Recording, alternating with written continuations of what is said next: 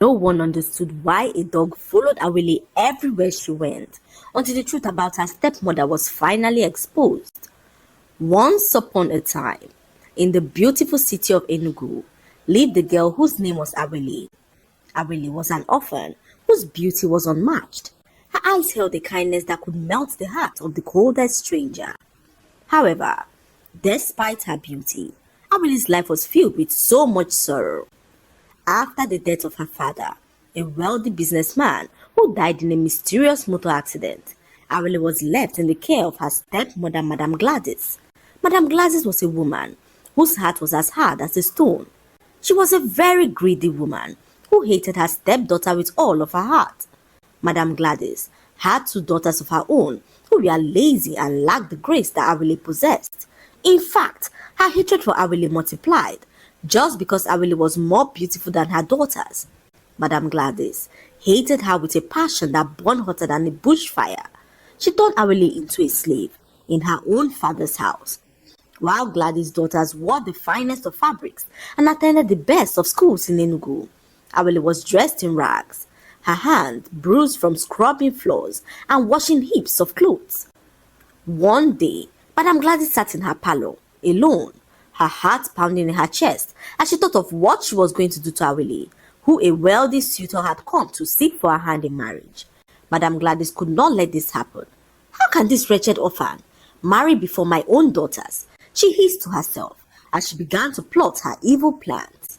In her wickedness, Gladys hatched a plan that would shock the entire neighborhood in the coming weeks. She decided that she would not only prevent Awele from marrying the rich man, but also humiliate her so deeply that she would never be able to show her face in the city of Enugu again. Madame Gladys went to a popular juju man and requested for a charm that will make a dog follow Awele everywhere that she goes. In fact, she wanted the rich man to be so terrified of her that he would immediately withdraw his proposal the moment he sees the dog behind her. The juju man, whose eyes were as dark as night, agreed after Madame Gladys paid him a huge sum of money. He prepared a charm and instructed her on what to do with it. That night, while Awele slept on a thin mat in the kitchen, Madame Gladys snuck into the kitchen and blew the charm on where she slept. From that day on, a large dog began to follow Awele everywhere she went. The dog followed her to the market, he followed her to the stream, and even followed her to church. And no matter how fast she walked, the dog trotted behind her, obedient, wagging his tail as if it had found its owner. People began to whisper, asking why the dog was always following Awele, and her stepmother, in a bid to tarnish her image, accused her of being a witch. In fact, she went on to tell the people that Awele had a spiritual husband who came to her as a dog, and that Awele was too dangerous to be around. The people of Enugu, who loved rumors more than truth itself, began to avoid Awele like a plague. They began to stay away from her and even stopped her from visiting their homes. Even the woman who Awele worked for relieved her of her job, claiming that Awele brought bad luck to her business. Men began to whisper behind her back, calling her a beautiful Obanje. Those that she had turned down in the past even began to run their mouths, calling her a waste of beauty. Some even spat on the ground whenever she walked past them, and Awele could not understand why the dog had refused to stay away from her. Awele cried herself to sleep every night, praying to God to take away the shame that had suddenly covered her life like a cloud. Her stepmom, however, could not hide her joy. She laughed wickedly whenever she saw people mock Awele and call her a witch. She even enjoyed watching Awele cry, as her tears gladdened her heart in a way that she could not explain. Then, one morning, something happened that broke Awele completely. A wealthy suitor came to her home to ask for Awele's hand in marriage. He arrived at the house and met the dog barking uncontrollably. The man froze in fear as he asked what the barking was all about. "What is this?" he asked, his voice trembling as Awele opened her mouth to speak. But before she could even utter a word, Madame Gladys burst into tears as he began to narrate the whole ordeal to him. "My son, oh," she cried loudly. "I've tried to hide this shame, but the truth always has a way of creeping out when you least expect it to. Awele here is not a cursed child, oh, but people around call her cursed because the dog outside has refused to leave her alone. He follows her wherever she goes, and nothing we have done has been able to keep the dog away. Please, don't leave my daughter because of this. Marry her and bring joy to her heart again," she said to the man, who stood up and left, declaring that he was no longer interested in marrying Awele. Her world crumbled before her eyes as she watched her stepmother laugh at the top of her voice. "So you want to marry before my own daughters?" her stepmother said to her mockingly, as she informed her that no man would ever marry a woman who had a dog husband. Madam Gladys then went ahead to force her own biological daughter to go after the rich man. She could not risk her daughter missing out on marrying a man who she knew had so much money to care for her. She told her daughter to dress in her best clothes and chase after the man before he left the street. Madam Gladys stood at the gate and watched proudly as her daughter ran after the wealthy suitor, calling his name and pretending to be shy and innocent. Meanwhile, Awele stood behind the door, her heart shattered into pieces. That night, Madam Gladys made Awele sleep outside the house. She told her that since she already had a husband, she should go and sleep with him. Awele cried bitterly as she lay on the bare ground, her tears soaking the earth beneath her. The dog lay beside her quietly, guarding her from the cold and from snakes that crawled in the darkness. The next morning, Madam Gladys woke Awele before dawn and sent her to fetch water from a distant stream. She gave her a cracked bucket and warned her not to return until it was full. Awele struggled with the broken bucket as the water poured profusely on her body, emptying before she even got a few steps away from the stream. She bent down in frustration, trying to block the crack with her fingers, but the water continued to leak out stubbornly. That was when a voice spoke behind her. "Are you having troubles with the bucket?" the voice asked as Awele turned around startled. Standing there was a young man who, although was poorly dressed, looked strikingly handsome. His clothes were old, but he was clean to a fault. His handsome face was calm, and his eyes carried a kindness that Awele had not seen in a very long time. "My name is Ikenna," he said gently as he offered to help. However, the strange dog lunged forward towards him, about to attack, as Ikenna strangled the evil dog with one hand. Awele watched in disbelief as Ikenna got rid of the dog that had plagued her life for months. He took the bucket from her and examined the crack. He reached into his bag and brought out a small piece of rubber cut from an old tire and some tree resins. With practiced hands, he patched the crack tightly and sealed the bucket. Awele watched in disbelief as he carried the bucket and escorted her home. Everyone was shocked to see her home with a very handsome man. However, the way he was dressed revealed to them that he was poor. Madam Gladys could not help but laugh. She laughed loudly, clapping her hands in mockery as she began to rain insults at them. "So this is the kind of man you have found for yourself?" Madam Gladys scoffed, looking Ikenna up and down in disgust. "A useless boy that smells of poverty. After all, I was not expecting better now, because someone like you has no taste for good things." Ikenna in that moment greeted her politely, but Madam Gladys ignored him completely. From that day on, he began to come around more often. He did not come with gifts or money, but he came with respect and was always willing to help in whatever way that he could. Sometimes he helped her when he fetched water. Sometimes he helped her fix broken stools in the compound. Other times, he only stood by the fence to speak with her softly, encouraging her not to lose hope.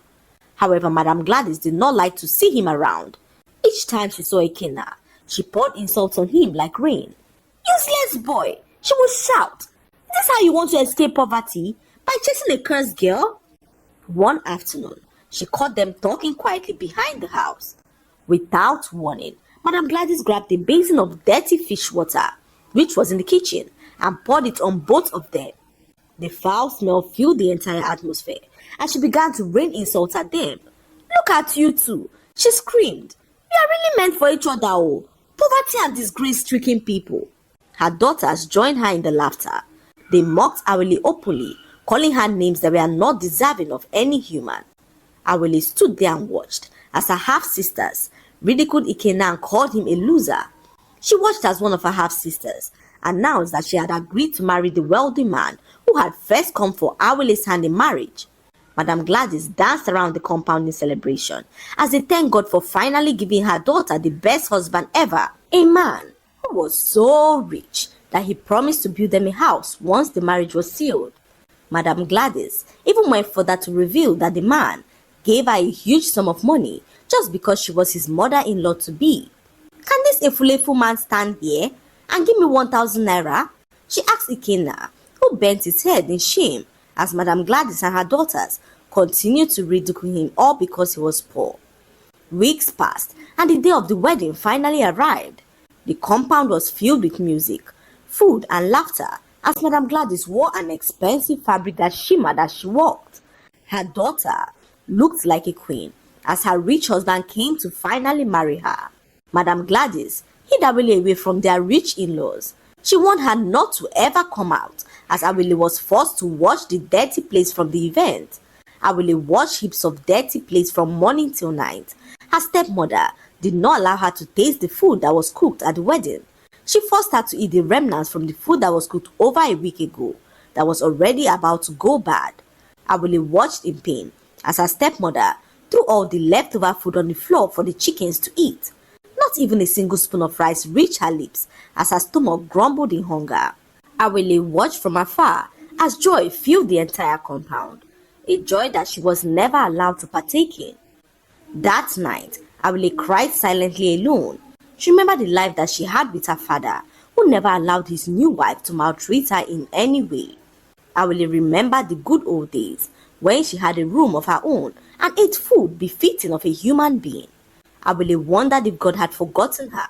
She began to wonder if truly she was cursed and why strange things were always happening to her. That night, as Awele sat alone by the tree, she saw an old woman who was carrying a huge basket on her head alone.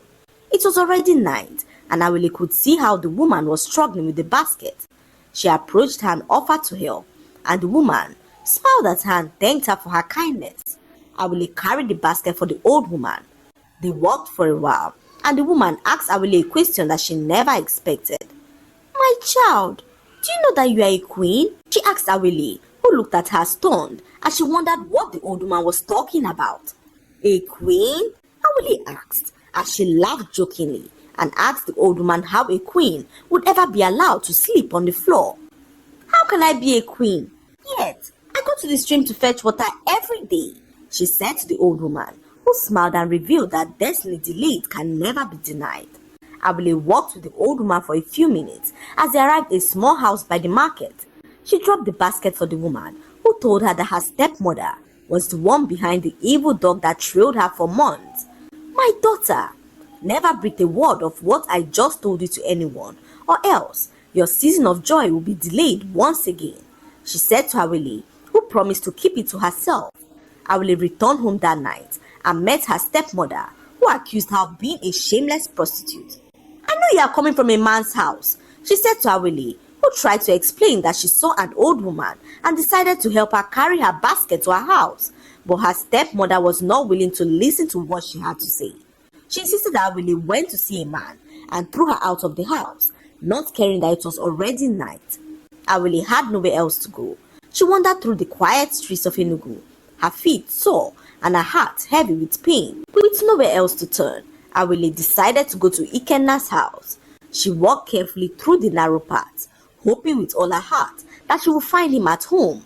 But when she finally arrived at his house, she met an elderly woman who was folding her clothes in the next house. "Good evening, Mama," Awele greeted softly as she asked her where Ikenna could be. "Please, Mama, I'm looking for Ikenna," she said to the old woman, who paused and looked at her kindly. "My daughter," she said, "you just missed him, oh. He traveled urgently this evening." Awele's heart dropped. "Traveled?" she asked, her voice barely above a whisper. "Mama, did he say when he will return?" she asked the old woman, who shook her head. "Ikenna did not tell me anything.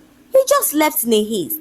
He didn't even take much with him," she said to Awele, who thanked her weakly and turned away.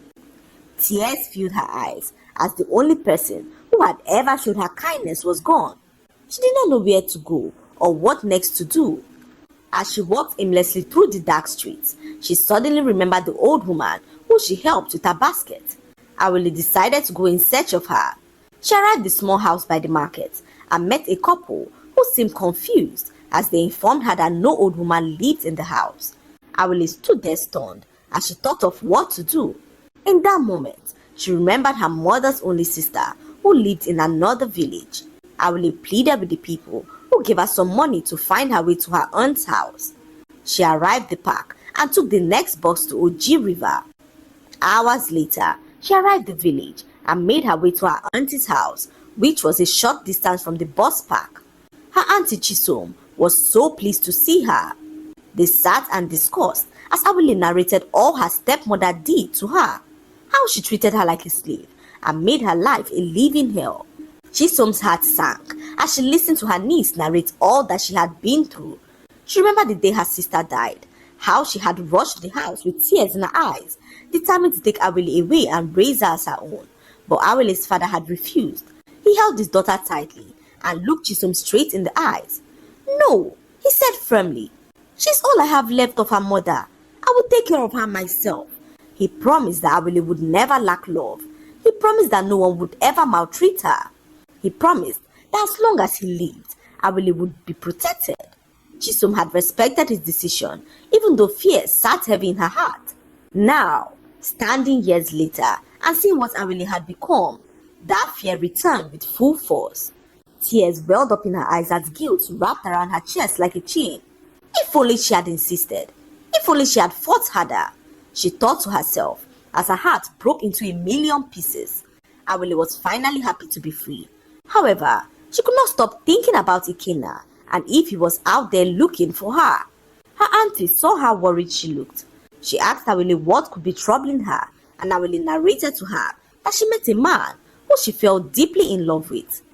Awele told her auntie how she left the village abruptly after her stepmother threw her out into the night. She narrated how she went in search of him, but found his house locked.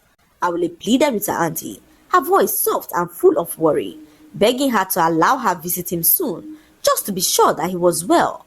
Chisom looked at her for a long moment, then smiled gently. "My child," she said, "I would have given you the money myself, but I do not have any at the moment." Seeing the disappointment flicker across Awele's face, Chisom reached for her hand. However, she continued, "If you help me bake more cakes for sale tomorrow, I will give you the money you need to go and see him." Hope stirred in Awele's heart as she nodded her head eagerly. "I will do it, auntie," she said. "I will bake as many cakes as you want." That very night, Awele walked tirelessly beside her aunt, mixing flour, lighting the fire, and baking cakes until her hands ached. But for the first time in years, the pain did not matter because hope had finally found its way back into her heart. The next morning, Awele got up early and insisted on following her auntie to the local market. "Auntie, let me help you now," Awele said softly. "The quicker we sell the cakes, the sooner I can repay your kindness," she said as her auntie smiled at her and agreed. The market in Oji River was already alive. Women calling out their prices, children running between stalls, and the smell of roasted corn filling the air as the market came alive.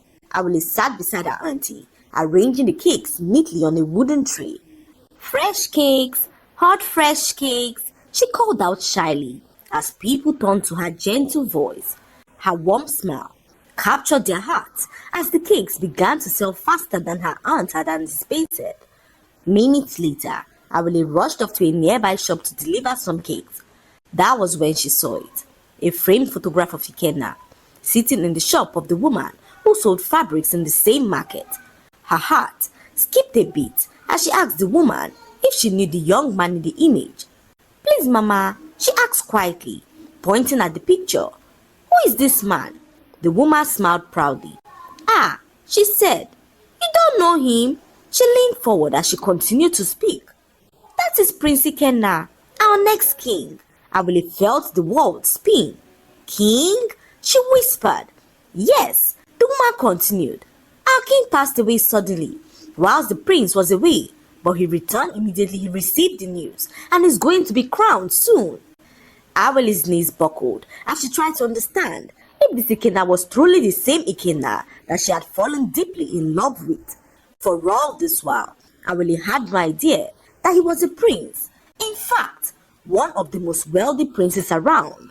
Awele returned home sad as she wondered if Ikenna truly loved her as he said. Her heart was so heavy, as well as confused, as she sat down beside her aunt, silent and distant. Her auntie could not help but notice that something was definitely wrong. "My child," she asked gently, "what did you see at the market that stole your joy?" Awele swallowed hard before she began to speak. "Auntie, the man I told you about," she began, her voice trembling. "I saw his picture today." "His picture?" her aunt asked, as Awele nodded her head and revealed that Ikenna was the crown prince of the village. "They said he's the next king," she said to her auntie, whose mouth opened in shock as she watched Awele burst out in tears. "Why are you crying, my daughter?" her auntie asked Awele, who revealed that she was confused. "Auntie, what if he doesn't want me anymore? What if I was only a poor girl who he helped out of pity? How can a king choose someone like me?" Her auntie Chisom reached out for her hand as she squeezed them firmly and began to speak. "Don't you ever talk like that again. Do you think a man like that is blind? Do you think kindness does not have value in a palace?" She paused, then spoke with conviction. "My daughter, go to the palace." Awele looked up startled. "The palace?" "Yes," Chisom said. "Go and see him with your own eyes. Only then will you know the truth. Do not let fear answer questions that only the truth can."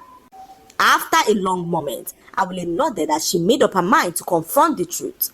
2 days later, with a heart full of hope and fear, Awele made her way to the palace. The palace gates were tall and guarded, its walls shining under the afternoon sun. As Awele stood at the entrance, unsure of how to announce herself, a familiar voice rang out behind her. Well, look who we have here." Awele turned slowly as she caught sight of her half-sister, the very one who married the wealthy man that had first come for her hand in marriage. Her husband stood beside her, dressed expensively, holding condolence gifts meant for the palace. "So this is where you have ended up," her half-sister said to her mockingly as she continued to humiliate her. "From washing plates at my wedding to begging at the palace gates?" People nearby turned to stare as her half-sister began to humiliate her in front of everyone. "What are you doing here, witch?" she continued cruelly as people stood there and watched. "Did your dog husband finally abandon you?" Laughter rippled amongst the onlookers as Awele stood there frozen, her face burning with shame. Her half-sister stepped closer, lowering her voice just enough to sting. "Guards," she called mockingly, "please escort this mad girl away before she brings bad luck into the palace." Just then, the sound of drums echoed from within the palace. The crowd fell silent as the royal procession emerged. At the center of it all, dressed in majestic robes, was Prince Ikenna. His eyes scanned the courtyard as he caught sight of Awele, standing at the gate, being humiliated by the same sister who mocked and laughed at him when they believed that he was poor. Something dark flashed across his face as his jaw tightened. "What is going on here?" his voice thundered as everyone froze. The moment Awele's half-sister turned and saw who was speaking, the color immediately drained from her face. Prince Ikenna walked straight to Awele and stood beside her. "Who dares to speak to her like that in my palace?" he asked as her half-sister began to stammer. "My lord, she is a cursed woman who should not be anywhere close to the palace," she said to Prince Ikenna, who raised his hand and commanded everyone to keep short. The entire courtyard fell into a fearful silence as he turned slowly to Awele's half-sister, his eyes cold and burning with authority. "You called her cursed? In my own palace?" The woman fell to her knees instantly, her expensive clothes trembling around her legs. "My lord," she stammered, "I am sorry. I didn't know." "You knew," Prince Ikenna interrupted sharply. "You knew her. You mocked her. And you decided to humiliate her in my palace." He turned to the guards. "This woman and her husband have defiled the next king by calling his queen cursed." The guards stiffened as Prince Ikenna ordered them to seize everything that belongs to them. Their lands, their houses, their wealth, their gifts. Let nothing remain. Everyone opened their mouths in shock as the husband screamed out in pain. "My lord, we came to pay condolence." Prince Ikenna laughed bitterly. "Condolence without character is hypocrisy," he said as he told the guards to take them away. As the guards dragged them off, Awele's half-sister suddenly screamed, "No! Please forgive me! Please!" Her eyes widened in horror as memories began to flood back to her mind. The poor young man at the stream, the one her mother poured dirty water on, the one she laughed at and called a fulefu, the one she asked if he could give her 1,000 naira. It's him, she whispered in disbelief. It's the poor man. But it was already too late. Pisikena turned to Awele. My queen, he said softly, taking her hand. Forgive me for leaving without a word. The moment I heard my father had died, I ran home to take my place, not knowing that fate would bring you here. Tears streamed down Awele's face. I thought you would not want me anymore, she whispered as Prince Ikena smiled gently. I came to your land looking for a wife, he said. I did not find a princess in silk. I found a queen in rags, he said as he asked Awele to be his queen in front of everyone around, and Awele could not believe how fate had finally smiled down on her. Not long afterwards, Pisikena married Awele in a royal wedding that shook the entire land. Drums echoed for days. The same girl who once slept on the bare ground now sat on a golden throne. It was then that Awele remembered what the old woman told her that night, that she was a queen. She had laughed at what the woman had said, not knowing that truly that she was destined to be a queen. Madame Gladys, on the other hand, heard of all that happened. She could not believe that the girl, who she so desperately hated, turned out to be a queen. Her daughter, who married the wealthy man, returned back home after her husband chased her away and blamed her for all his misfortunes. The riches which they once worshipped disappeared like smoke, and Madame Gladys learned her lessons the hard way, that wickedness plants seeds that always return. As for Awele, she ruled with kindness, and her story became a warning, whispered through generations, teaching people to be kind towards others.